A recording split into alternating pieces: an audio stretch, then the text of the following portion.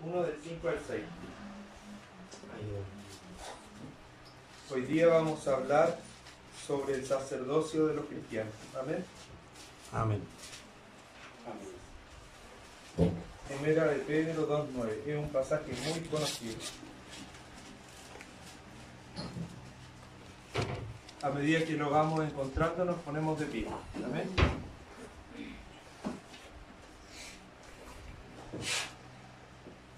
Yo tengo la versión Nueva Jerusalén. Lo voy a leer acá. En el nombre del Señor Jesús. Dice: pero vosotros sois linaje elegido, sacerdocio real, nación santa, pueblo adquirido, para anunciar las alabanzas de aquel que os ha llamado de las tinieblas a su admirable luz.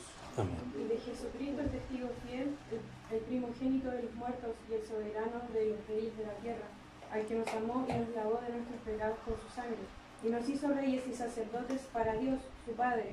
A Él sea gloria e imperio por los siglos de los siglos. Amén. Amén. Amén. Amén, hermanos. Vamos a hacer una oración. Ayuda a los míos. ¿Se pueden quedar sentados? Amén. Padre Celestial, Gracias, Señor. nos dirigimos ante su santa presencia, Sí, Señor Dios. amado. Hemos cantado, Señor, a su santo Gracias, nombre. Señor. Hemos, Señor, servido aquí, Señor, hoy día, Señor. Y creemos firmemente que tú estás aquí, Señor, y Amén. escuchas nuestras Gracias, oraciones, Señor, Gracias, y la alabanza del corazón, Señor. Ahora te rogamos, Señor, que sea tu palabra en nuestras vidas, Señor, obrando, Señor, y quedando, Señor, plasmada, Señor, quedando, Señor, incrustada en nuestras vidas como un clavo, Señor, en la madera, Señor. Amén. Y así, Señor, podamos, Señor, Gracias, llevarla Señor. como una llaga, como una herida, Señor, Sí, Señor. que nos indique dónde debemos andar, Señor, cómo debemos hacerlo, cómo Sí, debemos Señor. conducirnos, Padre. Amén. Esta vez tu palabra, Señor, nuestra guía de fe y de conducta, Señor. Gracias, Y en ella creemos, Señor, que es tu palabra viva y eficaz, Señor. Amén. Gracias, Padre, te rogamos, Señor, que esto pueda quedar en nuestras vidas, que tú me des la gracia para hablarlo, Señor. Amén, Dios. Que no sea yo, sino Gracias. tu Santo Espíritu en mí, Sí, Señor. Amén. En el nombre de su Hijo Jesús. Amén. Amén. Gracias, Señor. Amén. Muchas gracias, pastor. Que el Señor los bendiga. Amén. En el Antiguo Testamento el Señor Jesús, o el Señor Dios, estableció un pacto a través de sacrificios. Y para eso dejó encargados a los sacerdotes. Estos sacerdotes eran los levitas, que eran de la familia de Aarón, en el Antiguo Testamento, ¿cierto? ¿Y qué hacían estos sacerdotes? Hacían sacrificios de animales. Así es. Había muchos sacrificios. Por ejemplo, traían todos los días traían becerros, que eran vacas, ¿cierto? Traían corderos, traían palomas y traían también sacrificios de flores. La gente que era más pobre, ¿cierto? Y llevaban tórtolas y se llevaba un montón de animalitos que iban a representar el sacrificio. Este sacrificio era para expiar el pecado de las personas. Era la persona cometía un pecado, traía un cordero, el pecado era imputado al cordero Sí, amén. y este cordero era sacrificado. Y al morir el cordero simbolizaba que el pecado de esa persona se había ido junto con el cordero del sacrificio. Amén. Esto ocurría así en el Antiguo Testamento. Esto lo podemos leer en Éxodo, en Deuteronomio, en toda la Escritura en realidad. Todo el Antiguo Así es. Testamento habla sobre estos sacrificios, ¿cierto? Y había sacrificios de ofrenda mecida y estos eran sacrificios de olor agradable. Una parte de lo sacrificado era cocinada y la comían los sacerdotes, ¿cierto? Otra parte era quemada. Y así había muchos sacrificios en el Antiguo Testamento. Pero básicamente habían dos categorías de sacrificio. Amén. Que era el sacrificio de expiación, que era para expiar los pecados, y el sacrificio de gratitud o de acción de gracias. Cuando alguien quería agradecer al Señor, tomaba algún animalito y lo sacrificaba en señal de agradecimiento a Dios, de que ese animalito sacrificado fuera de grato olor ante Dios. Gloria al Señor. A lo mejor, aventurándome un poco, a lo mejor un sacrificio así fue el que ofreció Abel. Cuando ofreció lo mejor de las ovejas, ¿cierto? Lo ofreció ante Dios. Fue un sacrificio de acción de gracias. Y Caín, de la fruta, de lo mejor de la fruta, escogió para ofrecerla a Dios, ¿cierto? Eran sacrificios que se dividían en dos categorías, de expiación y de ofrendas por acción de gracias. Amén. Me van siguiendo con este relato, ¿verdad? Sí. Aquí es cuando aparece nuestro Señor Jesucristo. Y nuestro Señor Jesucristo, esto lo vamos a leer en Hebreos 7 del 1 al 11, Pastor Isaac, hermano Matías, si es que puede buscar Hebreos 8 del 1 al 5, hermana Francisca, Salmo 110, versículo 4. Cristo venía a simbolizar el sacrificio perfecto.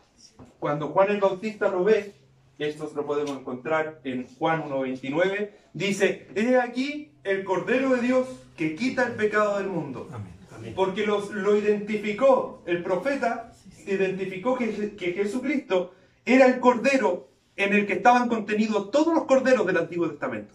Era el Cordero del sacrificio, el original, de los cuales los otros eran tipos, eran solo figuras, pero el original estaba enfrente de él. He aquí el Cordero de Dios, el verdadero Cordero de Dios que quita el pecado del mundo. Bien, Hebreos 7 del 1 al 11, Pastor Isaac. Amén. Porque este Melquisedec, rey de Salem, sacerdote del Dios Altísimo, que salió a recibir a Abraham, que volvía de la derrota de los reyes, y le bendijo, a quien asimismo dio a Abraham los diezmos de todo, cuyo nombre significa primeramente Rey de Justicia y también Rey de Salem. Esto es Rey de Paz. Sin padre, sin madre, sin genealogía, que ni tenía principio de días ni fin de vida, sino hecho semejante al Hijo de Dios, permanece sacerdote para siempre. Considerad, pues, cuán grande era este, a quien aún Abraham, el patriarca, dio diezmo del botín. Ciertamente los que de entre los hijos de Leví reciben el sacerdocio, tienen mandamiento de tomar del pueblo el diezmo según la ley, es decir, de sus hermanos, aunque éstos también hayan salido de los lomos de Abraham. Pero aquel cuya genealogía no es contada de entre ellos, tomó de Abraham los diezmos, y bendijo al que tenía la promesa. Y sin discusión alguna, el menor es bendecido por el mayor. Y aquí ciertamente reciben los diezmos hombres mortales, pero allí uno de quien se da testimonio de que vive. Y por decirlo así, en Abraham pagó el diezmo también Leví, que recibe los diezmos, porque aún estaban en los lomos de su padre cuando Melquisedec le salió al encuentro. Sí, pues, la perfección fuera por el sacerdocio levítico, porque bajo él recibió el pueblo la ley. ¿Qué necesidad habría aún de que se levantase otro sacerdote según el orden de Melquisedec, y a que no fuese llamado según el orden de Aarón? Amén. Es un extenso pasaje que relata con excelencia y maestría lo que es el sacerdocio de Cristo. Amén. Está estableciendo, el que escribe, el autor de Hebreos, está estableciendo que había un sacerdocio que era superior al de Leví, y que aparece aún antes que aparezca el sacerdocio de Leví. Y este sacerdocio es de un personaje en la Escritura casi misterioso que aparece de la nada, que se llama Melquisedec. Melquisedec es un personaje que aparece 2 veces en el Antiguo Testamento, 2 veces solamente, pero que tiene una importancia tremenda en la Escritura. Amén. Así que no podemos ignorar de pronto las cosas importantes que deja la Escritura plasmada. Así es. Hermano Matías. Hasta el 5, 1 al Sí, 5. del 1 al 5. Ahora bien, el punto principal de lo que venimos diciendo es que tenemos tal sumo sacerdote, el cual se sentó a la diestra del trono de la majestad de los cielos, ministro del santuario y de aquel verdadero tabernáculo que levantó al Señor y no el hombre. Amén. Porque todo sumo sacerdote está constituido para presentar ofrendas y sacrificios, por lo cual es necesario que también éste tenga algo que ofrecer. Así que, si tuviese sobre la tierra, ni siquiera sería sacerdote, habiendo aún sacerdotes que presentan las ofrendas según la ley, los cuales sirven a lo que es figura y sombra de las cosas celestiales, como se le advirtió a Moisés cuando iba a erigir el tabernáculo, diciéndole: mira, haz todas las cosas conforme al modelo que se te ha mostrado en el monte. Amén.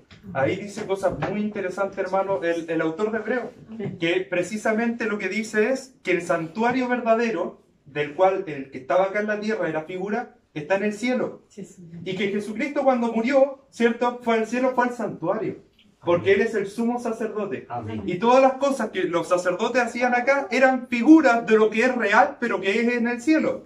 Esto es como, era como, lo que estaba acá era la réplica de lo que en verdad Amén. estaba en el cielo. Amén. Y que estos sacerdotes que nosotros teníamos de carne y hueso, que estaban en la tierra, eran una réplica, digamos, humana, que representaba lo que Jesucristo era, y lo que iba a hacer, y la labor de Jesucristo en el santuario verdadero. Ayúdanos. Amén. Salmo 110:4. ¿Qué dice allí? Juró Jehová y no se arrepentirá. Tú eres sacerdote para siempre según el orden de Melquisedec. Amén. Bien, hemos recolectado 3 versículos, pero no lo hemos explicado como debe ser. Así que vamos ahora a poner bueno con esta explicación. Amén. Cuando Jesucristo, la palabra de Dios por el Espíritu Santo, pone a Melquisedec en el Antiguo Testamento, dice la Escritura que, para que entendamos la historia, salió Abraham a buscar a su sobrino Lot, que lo habían capturado, ¿cierto? Porque habían capturado a las ciudades de Sodoma y Gomorra y otras más. Y se metió Abraham a la guerra, a rescatar a su sobrino Lot. Y cuando llegó, repartió del botín que tomó, le dio los diezmos a Melquisedec. Y Melquisedec bendijo a Abraham. Y estas son las 2 razones de por qué Melquisedec es superior a Abraham. ¿Por qué? Primero, el que diezma es inferior al que diezma. No sé si lo estoy diciendo bien. Que el que recibe el diezmo. El que recibe el diezmo es superior al que está dando el diezmo. Esa es la primera razón. La segunda razón es que el que bendice a otra persona es superior a la persona que bendice. Por eso Dios nos bendice a nosotros, porque Dios es superior a nosotros. ¿Se fijan? No así nosotros bendecimos, o sea, nosotros adoramos a Dios, ¿cierto? Pero no podemos bendecirlo, no podemos darle algo más de que Dios es, porque Dios es demasiado grande. Así sí. Y este Melquisedec bendijo a Abraham, ¿cierto? Por lo tanto, tenemos otra razón de peso de que este Melquisedec era más importante que Abraham. Y si nosotros leemos la Escritura atentamente, como la leyeron los judíos entienden que hay 3 grandes personajes en la Escritura. Acuérdense que ellos no creen en Jesús. ¿Quiénes son estos 3 grandes personajes según el pueblo de Israel? Moisés, David y Abraham. Pero aquí este personaje es superior a Abraham.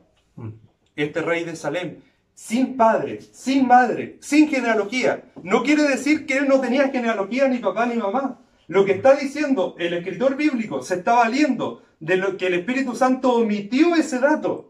Así sí. Se vale de esa omisión del Santo Espíritu para decir que Jesucristo, que es el verdadero Melquisedec, digámoslo así, es sin padre desde el sentido de vista humano y sin madre desde el punto de vista divino. Jesucristo no tiene madre ni tiene padre. Jesucristo es sin genealogía desde un punto de vista humano y divino.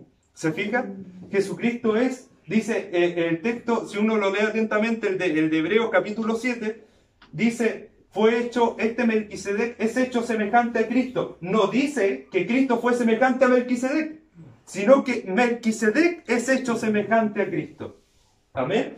Eso quiere decir que Melquisedec es una figura de lo que Cristo iba a hacer. Amén. ¿Cierto? Leví hacía los sacrificios, ¿cierto?, de expiación y de ofrenda de gracia. Acuérdense, retengan estas 2 cosas.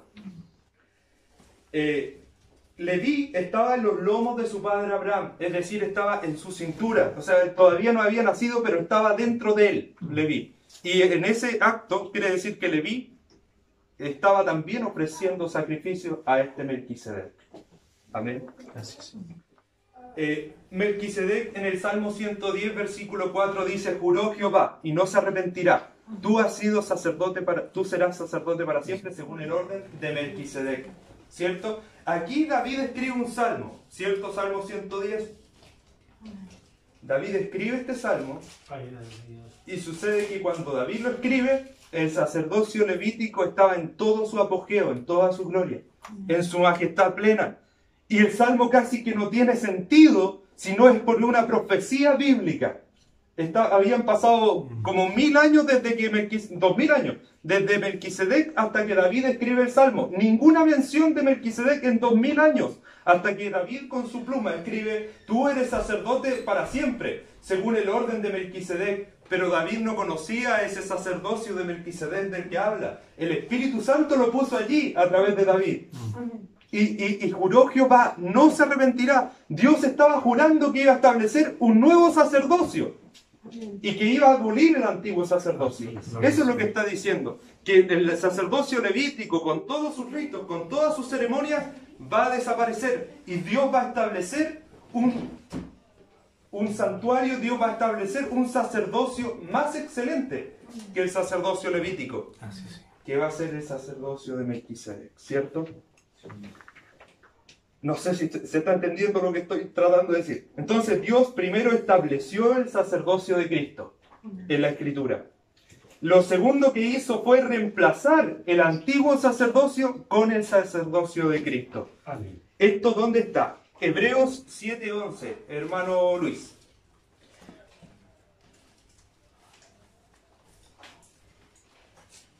¿Qué dice allí?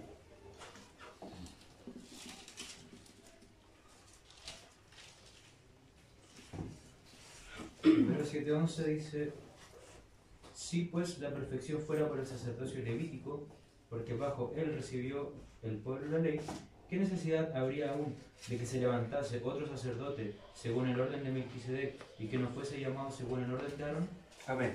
Aquí el autor de Hebreos plantea una pregunta que es crucial, que es la pregunta clave de lo que viene explicando, que es: si pues la perfección fuera por el sacerdocio levítico. Aquí hay una palabra clave, que es perfección. El sacerdocio levítico no alcanzó la perfección. ¿Y qué quiere decir la palabra perfección? Quiere decir cumplir un propósito encomendado. ¿Y cuál era el propósito que tenía encomendado el sacerdocio levítico?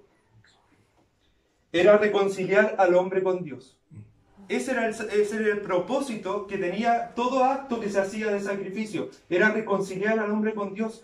Pero ese propósito se vio manchado porque fue solamente simbolizado, pero no era garantizado. Porque empezaron las personas a venir y cualquiera pecaba y cualquiera hacía lo que bien le parecía, y después traía un animalito y lo sacrificaba. Y no sentía el peso de su pecado, no sentía su corazón adolorido. No entendían cuando Dios le empezó a hablar y decir que tenían que circuncidar su corazón. No entendían cuando Dios les decía que tenían que circuncidar sus oídos y su corazón. Eso no lo podían entender. Ellos eran el pueblo del pacto. A los 8 días se circuncidaban los niños y eran el pueblo escogido por Dios, ¿cierto? Y decían: no te acerques a mí, que soy más santo que tú. Entonces perdieron el foco central, que era la reconciliación con Dios. Dios quería tener comunión con las personas. Dios quiere tener comunión con nosotros, ¿cierto? Amén. Esto fue lo que pasó en el principio, en Edén. Cuando Adán y Eva cayeron en pecado, ¿cierto? Al principio Dios hablaba con Adán, ¿cierto? ¿Ustedes se han preguntado de qué hablaba Dios con Adán? Yo no lo sé. Pero en ese acto de conversación que tenía Adán con Dios y Dios con Adán, había adoración, ¿cierto? ¿Pero en qué consistía esa adoración? En que tenían comunión. Y que cualquier cosa que ellos hablaran era adoración porque estaban en comunión, ¿cierto? Cuando el hombre peca, pierde la comunión con Dios. ¿Cierto que sí? Así es. ¿Y el hombre qué hizo? Se buscó unas hojitas de higuera y se vistió. ¿Qué es eso? La religión de las hojas de higuera, que todavía persiste hasta el día de hoy, que tiene que ver con todas las cosas que son factores externos y que no tiene que ver con la parte interna del corazón. Dios quería restaurar la parte interna, no que nos vistiéramos de hojitas de higuera y delantales donde se nos veía todo, las nalgas y todo, digamos, la espalda y todo desnudo. Dios no quería eso. Dios quería la parte más interna. La parte que el hombre perdió cuando perdió en la caída, perdió su propósito espiritual. Así es. El hombre ya no sabía ni para qué estaba allí, ni a qué servía, ni cuál era el propósito que tenía, ni por qué vivía. El hombre perdió todo su propósito cuando cayó en pecado, perdió la niebla espiritual, llegó a su vida y no pudo ver más. Y Dios quería restaurar eso. ¿Cómo lo hacía? Restaurando la comunión. ¿Y cómo lo quería restaurar? A través del sacrificio. Y de que ese sacrificio hiciera limpia a las personas y Él lo pudiera ver y pudiera conversar y tener una comunión directa con Él. Eso es lo que Dios quería. Pero esto fracasó. Sí, pues, ¿puede leer por favor de nuevo ese versículo? Por favor. Si pues la perfección fuera por el sacerdocio levítico, ¿por qué? Porque bajo él recibió el pueblo la ley. ¿Qué necesidad habría aún de que se levantase otro sacerdote según el orden de Melquisedec y que no fuese llamado según el orden de Aarón? Amén. La pregunta es una pregunta retórica. Se responde a sí misma. No había necesidad de otro sacerdocio. Si el sacerdocio levítico hubiese cumplido su labor, no había necesidad de otro sacerdocio. Pero como el sacerdocio levítico no cumplió su labor, que era reconciliar al hombre con Dios, es necesario que se establezca un nuevo sacerdocio. Y este sacerdocio es el sacerdocio de Cristo Jesús. Amén. El problema estaba en que el sacerdote simbolizaba solo este acto, pero no era capaz de garantizarlo, no era capaz de hacerlo real en la vida de las personas. El sacerdocio de Cristo llegó a ser superior al sacerdocio arónico. El versículo 13, hermana Sandra, 7:13. Hebreos 7:13. Dice, y aquel de quien se dice que es de otra tribu de la cual nadie sirvió Al altar. al altar. ¿Puedo leer? Sí, por favor. Dice, ese sacerdote tan distinto del cual estamos hablando es nuestro Señor Jesucristo. Como todos sabemos, Él no descendía de la familia de Aarón, sino de la de Judá. La ley de Moisés dice que de esa familia nadie puede ser sacerdote, y nunca un sacerdote ha salido de ella. Todo esto es más fácil de entender si tenemos en cuenta que ese sacerdote diferente es como Melquisedec. Es diferente porque no fue elegido por ser miembro de una familia determinada, sino porque vive para siempre. Acerca de él dice la palabra. Amén. Que clara es la versión lenguaje actual. Amén. ¿Cierto? Hay muy poco que agregar a todo eso que acaba de decir. ¿Cierto? Que el sacerdocio de Cristo no venía de la tribu de Leví. Él era de la tribu de Judá. ¿Cierto? Su sangre era de un judío, de la tribu de Judá. Pero él era el Hijo de Dios y venía a establecer un nuevo sacerdocio que no era por familia, que no era de genealogía, de que yo te traspaso a ti, que eres mi hijo, te voy a traspasar esta dinastía de sacerdotes y vas a ser un sacerdote también. Y mi nieto, y mi bisnieto, y su bisnieto, y así, todos van a ser sacerdotes hasta el fin del tiempo. Este sacerdocio no era así, era intransferible. ¿Cierto? Y el sacerdocio de Cristo es superior al de Leví, al menos en 7 aspectos. El primero es la condición espiritual del oferente. Porque los sacerdotes se tenían que limpiar a sí mismos año tras año.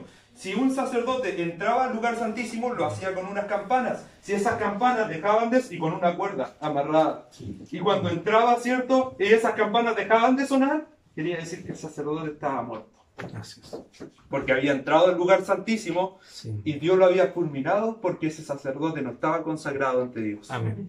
¿Cierto? Y él tenía, el sumo sacerdote que entraba una vez al año al lugar santísimo, tenía que pedir por los pecados de todo el pueblo y por los suyos propios, porque él también era un hombre sujeto a pasiones y de tentaciones, ¿cierto? Y si ustedes leen el libro de Levítico hay un montón de reglas y estamentos para el sumo sacerdote, que dice que cuando el sacerdote tenga esto, va a quedar inmundo, ¿cierto? O tenga poluciones, va a quedar inmundo. Si toca a un muerto, si vea esto, va a quedar inmundo por tantos días, ¿cierto?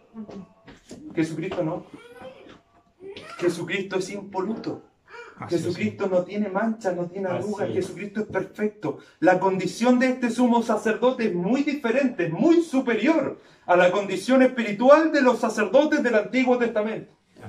Aunque lo trataron de hacer muy bien, ellos ofrecieron fuego extraño ante Dios. Aunque trataron de innovar ante Dios en adoración, trataron de hacerlo muy bien, se consagraron a Dios, pero veían cuerpos de muertos y no podían hacerlo. ¿Cierto? Y quedaban inmundos. Entraban a casa y veían que había una mancha en la casa. Esto está en el libro de Números, que entraban y veían una mancha en la casa y tenían que quemar esa casa y ellos quedaban inmundos por una cierta cantidad de días. Porque este sumo sacerdote, que es Jesucristo, no es contaminable. Él es puro, limpio, impoluto. Es santo, santo, santo. Él nadie lo puede contaminar.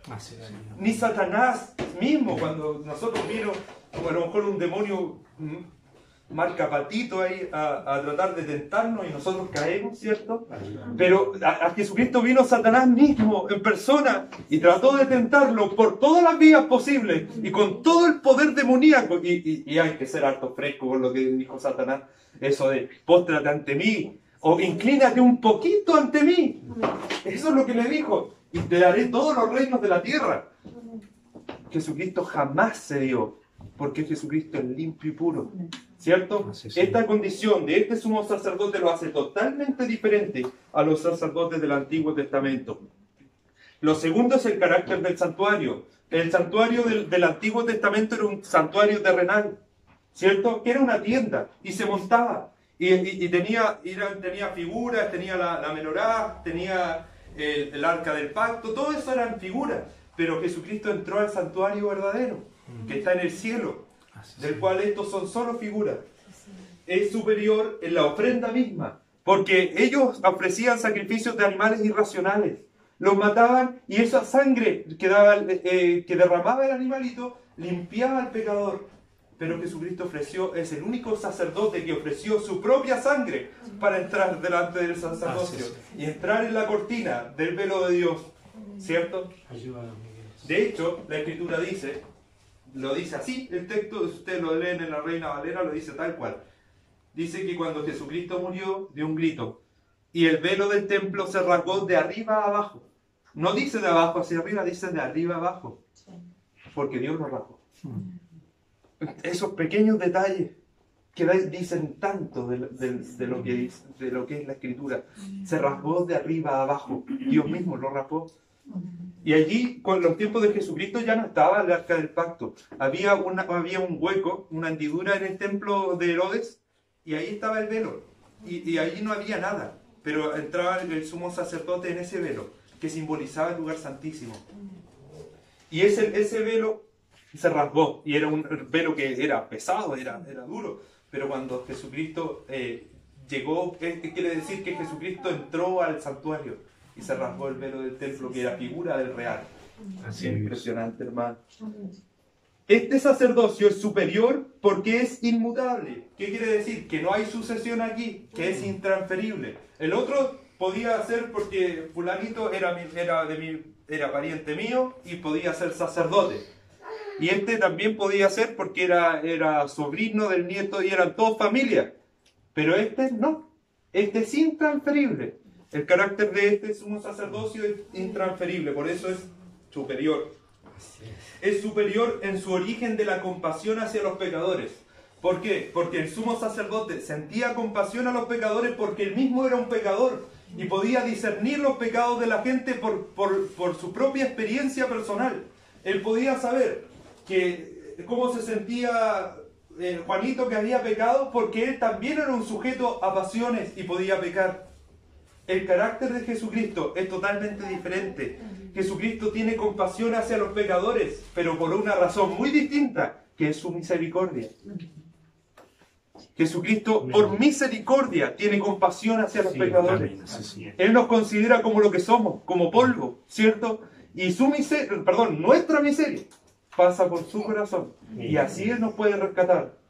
Es superior en que el lugar santísimo es superior también en su propósito final, que es de lo que veníamos hablando ahora, que es la perfección, que era cumplir el propósito, que era reconciliar al hombre con Dios. Esto se cumplió en la cruz. Todos los que aceptan a Cristo son reconciliados con Dios y es restaurada su comunión con Dios, ¿cierto? Esto no lo pudo lograr el sacerdocio levítico.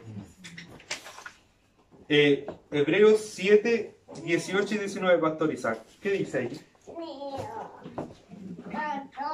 Dice, queda pues abrogado el mandamiento anterior a causa de la debilidad e ineficiencia, pues nada perfeccionó la ley, y de la introducción de una mejor esperanza por la cual nos acercamos a Dios. Amén. Entonces el antiguo sacerdocio quedó abrogado cuando Cristo llegó, ¿cierto? Ahora que hay una iglesia que nosotros todos conocemos, ¿cierto?, que practica el sacerdocio, que es la misma iglesia que tiene imágenes y iglesias gigantescas y que está en el Vaticano, ya le di todas las pistas, amén, cree que hay sacerdotes, ¿cierto? Estos sacerdotes que ellos van y toman una hostia, ¿cierto?, y se lo ofrecen a Dios. Esto es muy malo, hermano. Si en la hostia ellos creen que es Cristo mismo, compactado en ese pancito, en esa galletita. Y ellos se la presentan a Dios, dándole la espalda al pueblo. Se la presentan a Dios, el hombre presentando a Cristo como sacrificio. Eso es totalmente blasfemo. Eso no puede ser. Cristo se ofreció para salvarnos a nosotros los hombres. Y el sacerdocio levítico, la Iglesia Católica está muy influenciada por el sacerdocio levítico. Pero el sacerdocio que tenemos nosotros es diferente. Los primeros 2 versículos que leímos eran que nosotros somos una nación santa y un real sacerdocio. Y el texto que decía, nos hizo reyes y sacerdotes para con Dios su Padre, ¿cierto? Bien, el carácter del sacrificio de Cristo es el carácter de sumo sacerdote, porque Él ofrece el sacrificio expiatorio, es decir, nosotros no tenemos poder como sacerdotes de ofrecer sacrificio expiatorio, es decir, yo, si me sacrifico mucho a mí mismo y si sirvo a Dios con todas mis fuerzas, no voy a poder borrar ni un pecado de mi vida. Porque eso lo borra Cristo, por su sacrificio en la cruz. ¿Cierto? Aunque muchos dicen, no, yo estoy luchando para salvarme, ¿cierto? Yo estoy luchando por esto y estoy luchando por aquello. Yo sé que lo hacen por ignorancia. Y eso no... Y es eso, porque nadie borra un solo pecado por mucho esfuerzo que haga. Tratar de salvarse a través de las obras que uno hace, como decía Spurgeon, es como tratar de cruzar el Atlántico en un barquito de papel. Es imposible. Uno no puede salvarse a través de las obras. En cambio, ¿qué es lo que hace? Este pueblo de sacerdotes hace ofrendas de gratitud. Y estas ofrendas de gratitud hay al menos 5 en la Escritura. Y estas las vamos a ver. Amén. La primera que vamos a ver es Hebreos 13:15, hermana Almendra. Hermana Rosita, tenga pendiente ahí Filipenses 4 del 16 al 18. El primer sacrificio que debe presentar un creyente como sacerdote ante Dios, que vamos a ver, Hebreos 13:15. Amén. Así que ofrezcamos siempre a Dios por medio de él sacrificio de alabanza, es decir, fruto de labios que confiesan su nombre. Amén. ¿Se fijaron ustedes en el lenguaje que ocupa el apóstol Pablo? Dice sacrificio de alabanza. Aquí obviamente está hablando de que nosotros somos sacerdotes, porque solo el sacerdote sacrifica, ¿cierto? Entonces, ¿qué sacrificio hace el creyente? Sacrificio de alabanza. ¿Y qué es este sacrificio? Es el fruto de labios que... ¿Qué dice ahí? Que confiesa su nombre. El pastor Isaac nomás estaba leyendo ahí la escritura. Que confiesan su nombre, ¿cierto? Bueno, ya estoy pendiente de que... Sacrificios que confiesan su nombre. ¿Qué quiere decir? Hay muchas alabanzas que nosotros cantamos, ¿cierto? Letras hermosas, letras profundas, y no las meditamos. No las estamos confesando. Y hay otras donde nosotros cantamos al Señor, ¿cierto? Pero no confiesa la alabanza el nombre del Señor, sino que confiesa el nombre personal, como decía en su oportunidad el pastor. Confiesa el nombre, un título personal, de que yo voy a hacer grandes cosas, así como que fuera yo, no sé, Gulliver, y no algo de la palabra del Señor, algún Sinbad del marino. No es así, hermano. Confiesan como cosas así como, yo voy a hacer esto, voy a hacer aquello, y a Dios lo dejan por allá relegado en un rincón. Es como cuando dice la Escritura, yo toco a la puerta y llamo, porque estoy afuera, yo toco a la puerta y llamo. Y si alguno oye mi voz, o sea, es la iglesia del Señor y no tiene a Jesús adentro. A la iglesia de la Odisea. Dice, yo estoy a la puerta y llamo. Y si alguno oye mi voz, yo entraré a él y cenaré con él y él conmigo, porque la iglesia de la Odisea dejó afuera al Señor Jesucristo. Y es increíble porque esta es la iglesia, el reflejo vivo de la iglesia actual, que adoramos a Dios sin Dios con nosotros.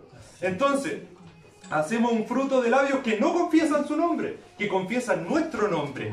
¿Cierto? Una iglesia que exalta su propio orgullo, que dice, yo no tengo necesidad, yo de nada tengo necesidad, yo, ¿cierto? Y el Señor que nos recomienda ahí en Apocalipsis, que nos juntemos con lirio en los ojos para que podamos ver que estábamos pobres, ciegos, desventurados, desnudos, ¿cierto? Para que podamos acudir al Señor. Amén. Que Él nos va a dar la victoria. Y allí, en el mismo carta a la Odisea a la que estoy haciendo referencia, dice el Señor, al que venciere, le daré que se siente conmigo en mi trono, como yo me he sentado en el trono de mi Padre. Así se sentarán conmigo en mi trono. Hermano, qué hermosa la promesa del Señor. Así mi Dios. Y esta promesa es para aquellos que confiesan su nombre. Fruto de labios que confiesan su nombre. Pero el fruto llega porque del corazón antes había sido conmovido para adorar a Dios. ¿Cierto? La adoración, hermano, es un sacrificio que ofrecemos nosotros como sacerdotes ante Dios. Cuando usted adora a Dios, cuando usted canta con un corazón contrito, cuando usted está meditando lo que está cantando. Porque a veces no estamos meditando lo que estamos cantando. Cuando nosotros meditamos, cuando nosotros confesamos a Jesús en nuestro canto, cuando reconocemos que Dios es más grande que nosotros y reconocemos que Él tiene todo el poder y que nosotros somos gusanillos y que no tenemos, que somos pobres espiritual, moralmente, y que Él es el grande en nuestras vidas, eso es un sacrificio de alabanza al Señor. Eso es lo que nosotros tenemos que hacer. Venimos al culto, ¿cierto? Y estamos ofreciendo este sacrificio constantemente, ¿cierto? Cuando alabamos al Señor, cuando confesamos su nombre. No solo cuando cantamos. Fruto de labios que confiesan su nombre. Cuando usted está meditando en el Señor, sale como un fruto en sus labios el Señor. Es como que estuviera a flor de piel cuando usted está constantemente meditando en la palabra, como dice el Salmo, que en su ley medita de día y de noche. ¿Cierto? Será como un árbol plantado junto a las corrientes. Su hoja no caerá. ¿Cierto? Bien. Primer sacrificio es el de alabanza. Segundo sacrificio, hermana Rosita. ¿Qué dice? Filipenses 4, ¿cuánto? 16 al 18.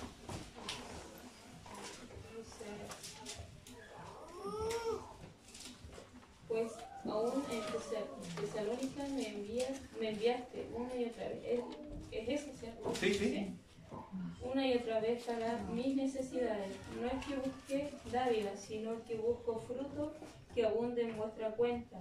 Pero todo lo he recibido y tengo abundancia. Estoy lleno, habiendo recibido de Epafrodito lo que enviaste, olor fragante, sacrificio acepto, agradable a Dios. Amén. ¿Qué fue lo que enviaron? Una ofrenda. Pero ¿qué dice que fue? ¿Qué es lo que dice allí? Dice olor fragante, sacrificio acepto. Aquí Pablo otra vez hace referencia a que el cristiano es un sacerdote. Porque solo el sacerdote sacrifica. ¿Cierto? ¿Y qué es lo que sacrificamos? Al ofrendar allí, esa ofrenda era un sacrificio de olor fragante. Amén. Por lo tanto, el ofrendar, el ayudar a los hermanos que están en necesidad, el ir en ayuda de aquellos que padecen, eso es un sacrificio espiritual también. Amén. Cuando usted ofrenda a la obra del Señor, porque usted no ofrenda a la iglesia, usted ofrenda a la obra del Señor. Cuando usted ofrenda a la obra del Señor con un corazón contrito, cuando dice voy a apartar este dinero y se lo voy a dar a tal persona. Cuando usted ve que alguien tiene necesidad y usted reúne las mercaderías y se lo va y se lo deja, eso es un olor agradable ante el Señor. Dios lo percibe como una ofrenda grata, como un sacrificio. Y ve su actividad de sacerdote en su vida. Entonces, la actividad del sacerdote, número 1 es adorar. Número 2, ofrendar. Y tener comunión con los hermanos. Esto tiene mucho que ver, hermanos, con ser sensibles a lo que pasa alrededor. Hay muchas personas que no son sensibles dentro de la iglesia a lo que pasa a su alrededor. que no les importa cómo está el hermano de acá, cómo le importa a la hermana que está allá. Siempre son ellos y ellos para ellos todo. Pero la Escritura nos manda a admirarlos a los otros hermanos y a estar en comunión los unos con los otros. Sí, amén. ¿Cierto? ¿Y qué debemos hacer? Debemos ofrendar. Amén. Debemos ofrendar. No solo acá en la ofrenda del culto, sino que cuando usted ve a alguien que está en necesidad, decirlo. Estas personas podríamos ir en ayuda de él y se va en ayuda de él. Como esta iglesia lo ha hecho muchas veces, entre paréntesis. Amén. Tercer sacrificio, hermana Panchita. Tercer sacrificio, Hebreos 9:24, pastor, Hebreos 8:2. Hermana Mariana, ¿puede leer? ¿Sí? Primera de Pedro 2:9. 9:24. Hebreos 9:24. ¿Sí? Porque no entró Cristo en el santuario hecho de mano, figura del verdadero, sino en el cielo mismo para presentarse ahora por nosotros ante Dios. Amén. Hebreos 8:2.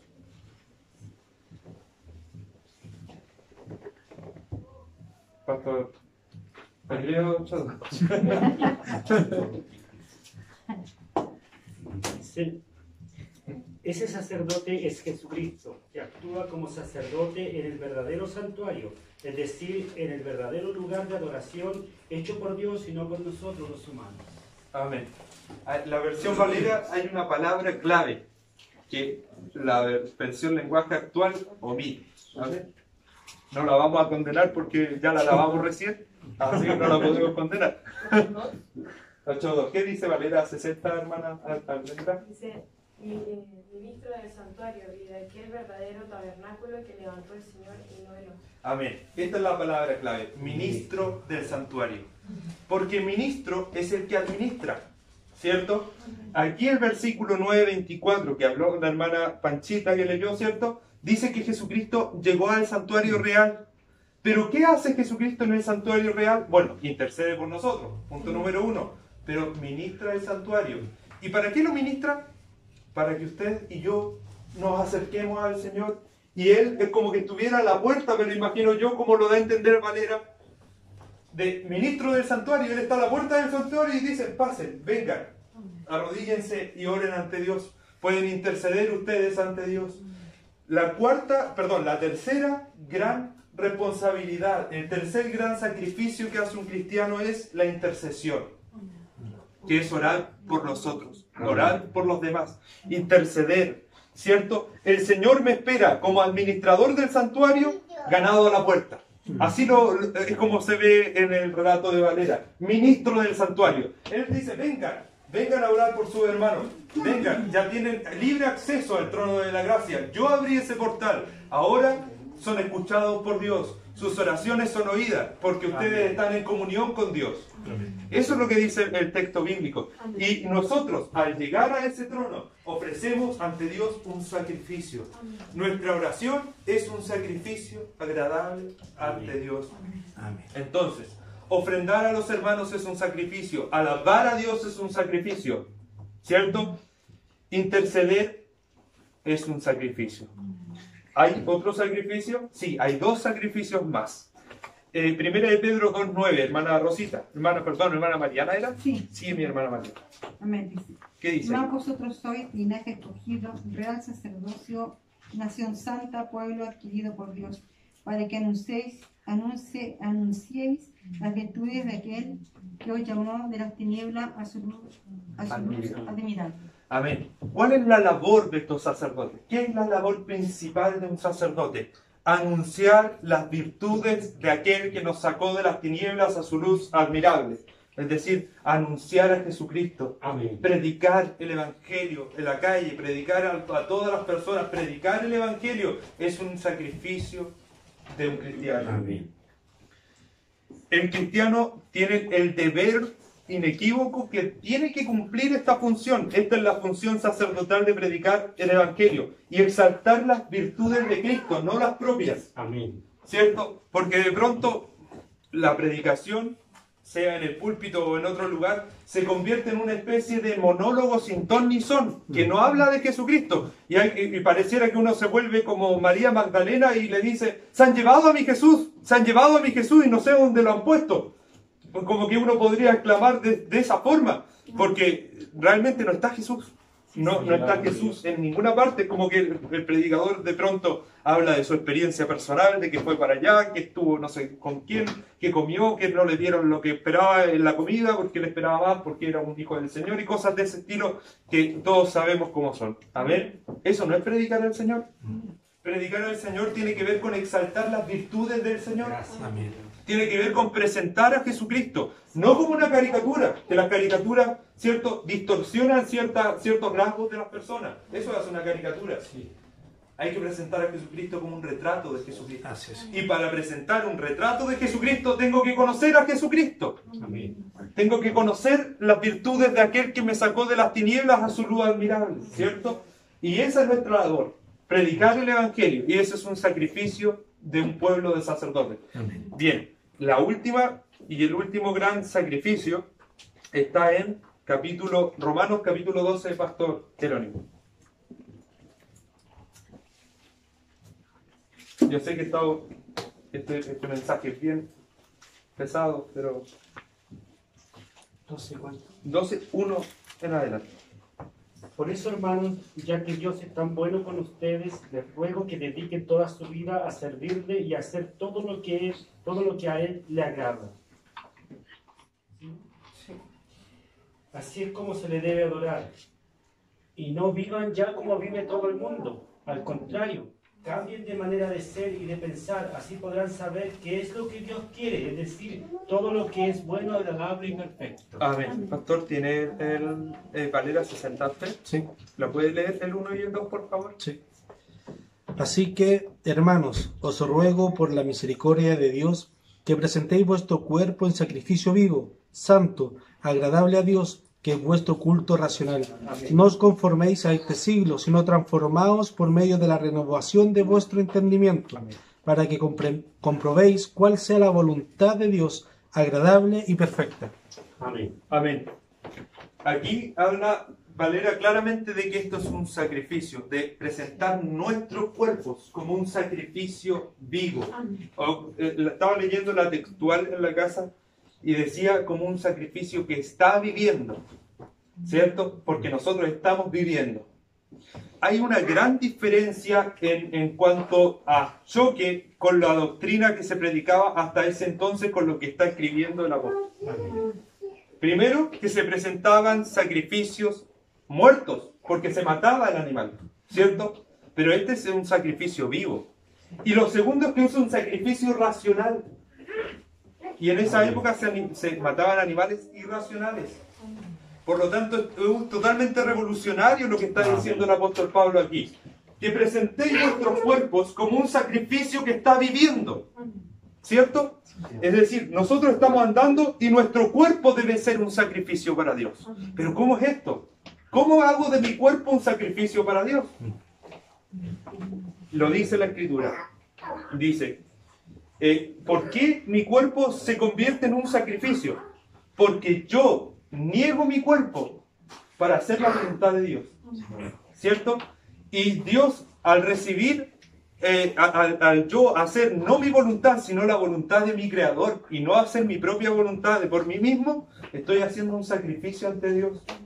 Bien. ¿Y qué dice el texto del versículo número 2? Dice que transformados por medio de la renovación de vuestro entendimiento, dice. Sí. ¿Cómo dice? ¿Lo puede leer, por favor? No conforméis a este siglo, sino transformados por medio de la renovación de vuestro entendimiento. Sí, dice, no os conforméis. Lo primero es no os conforméis a este siglo. Conformarse es tomar la forma de. Por ejemplo, yo inflo un globo, ¿cierto? Y toma la forma del globo, esa forma redonda, pero si yo inflo un globo que es en forma larga así, va a tomar la forma del globo, esa forma larga, ¿cierto? El globo se conforma El aire se conforma a la forma del globo. Nosotros no debemos conformarnos a este mundo. No debemos tomar la forma de este mundo. No debemos tomar la forma de las cosas que hace el mundo. El apóstol Pablo lo dice en Gálatas con una maestría muy brillante. Cuando dice, estamos crucificados, yo he sido crucificado para el mundo y el mundo está crucificado para mí. Yo soy un muerto para el mundo. Y el mundo está muerto para mí. Ya no hay nada más. Eso es todo. No hay nada que tenga yo que ver con el mundo. No me puedo yo conformar a este mundo. ¿Cierto? Renovados por la renovación de vuestro entendimiento y en el espíritu de vuestra mente, dice. ¿Cierto? No dice renueva solamente tu mente, sino el espíritu de vuestra mente, que es la parte más íntima de la mente. Usted no es un cambio cerebral el que se opera cuando yo acudo a Cristo. Bueno, los matemáticos, las personas siguen pensando, pueden hacer, ocupan su cerebro, lo hacen correctamente. ¿Cierto? Su cerebro funciona perfectamente, pero el espíritu de su mente no funciona correctamente. Porque ese espíritu guía su mente y lo guía a hacer cosas malas. Lo guía a apartarse de Dios, lo guía a hacer las cosas malas. La renovación que Dios hace es en el espíritu de nuestra mente, en la parte íntima que gobierna la mente. Dios la transforma. De modo que el cambio que nosotros tenemos no es cerebral, es espiritual. Amén. Dios cambia el espíritu de nuestra mente. Y cuando dice que renueva, no es que parcha. Parcha como las soluciones que se hacen acá en Chile, ¿cierto? Que dicen renovamos la carretera. La renovamos, le pusieron un cartoncito y la taparon con cemento, ¿cierto? Y esa es la renovación. Eso es un parche. Pero la renovación que Cristo hace no es un parche. Es hacer todo de nuevo. Esto está malo y hay que hacerlo otra vez. Eso es renovar, ¿cierto? Renovar en el espíritu de nuestra mente. Este es un sacrificio que tenemos que hacer nosotros. Tiene que ver con apartar la mirada del mundo y contemplar al Señor. Restaurar nuestra comunión con Dios. El Señor ya la restauró. Lo único que tenemos que hacer nosotros, que estamos en la presencia del Señor, es acudir a Él. Que Él es un Padre amoroso y si nosotros le pedimos pan, nunca nos va a dar una piedra. Y le pedimos pescado, no nos va a dar una culebra, ¿cierto? Esta es la palabra del Señor. Estos son los sacrificios que nosotros podemos ofrecer ante Dios, que son adoración, ofrenda, intercesión, la predicación del Evangelio, y yo mismo debo ser un sacrificio ante el Señor. Amén. Esta es la palabra del Señor. Amén. Espero que se haya entendido y que la podamos poner por obra y podamos tratar de cumplir estos sacrificios regularmente. Amén. Nuestro culto debe ser racional, no solo en la iglesia, sino siempre que mi vida esté dando un culto racional a Dios. Así es. Que yo, al actuar en mi vida diaria, pueda estar dando un culto racional a Dios. Amén. Nos ponemos de pie. Padre Celestial, hemos predicado, Señor, de tu palabra. Te rogamos, Señor, que sea su palabra en nuestras vidas, Señor. Señor, tu palabra da para tanto, Señor, y es tan grande, Señor. Nosotros te rogamos, Señor, que nos dé la sabiduría, la humildad, Señor, la capacidad de reconocer nuestros errores y nuestras faltas, Señor. Pero también, Señor, que podamos exaltar tu nombre, Padre. Que podamos reconocer que en ti tenemos todo, Señor. Que podemos acercarnos confiadamente al trono de tu gracia, Señor, y tú nos recibirás, Señor, gozoso, Señor, que tú nos abriste este camino, Señor, nos dijiste que conocíamos la verdad y que conocíamos el camino, porque tú eras el camino, Señor. Gracias, Señor, creemos que vas a nuestro lado y que aunque seamos torpes para caminar, Señor, siempre iremos contigo, Señor, nunca nos extraviaremos, como dice tu palabra, Señor. Señor, llénanos, Señor, de ti y danos, Señor, de tu fuerza y danos de tu sabiduría, Padre, para actuar en esta vida. Te lo rogamos en el nombre de su Hijo Jesús, nuestro Señor. Amén. Amén.